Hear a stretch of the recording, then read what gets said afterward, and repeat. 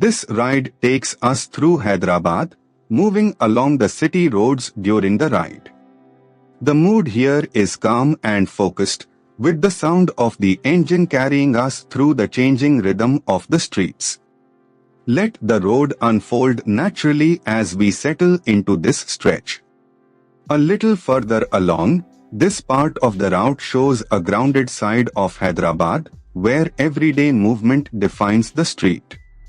Shops, side lanes, and passing vehicles build a sense of momentum, and the pace stays steady.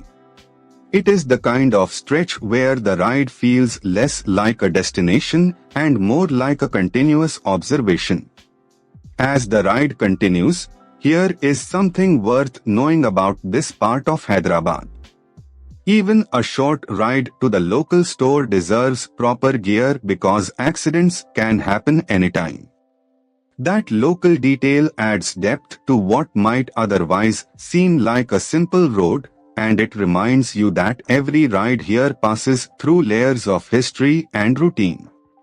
Coming into the next stretch, from the rider's perspective, this section is defined by spacing, timing, and attention.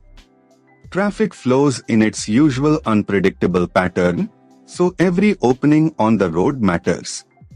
The experience becomes less about speed and more about reading the street early, staying smooth, and keeping the ride controlled. Further down the route, as the route continues, the presence of modern Secunderabad gives this stretch a stronger sense of place. Landmarks like this help anchor the ride, because they turn a moving sequence of roads into something memorable.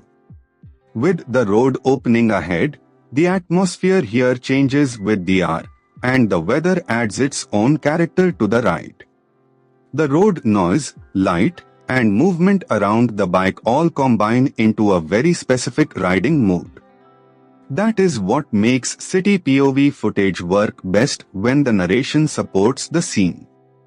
As this ride through Hyderabad comes to a close, the journey may be simple, but the texture of the road, the city, and the ride itself is what makes it worth watching.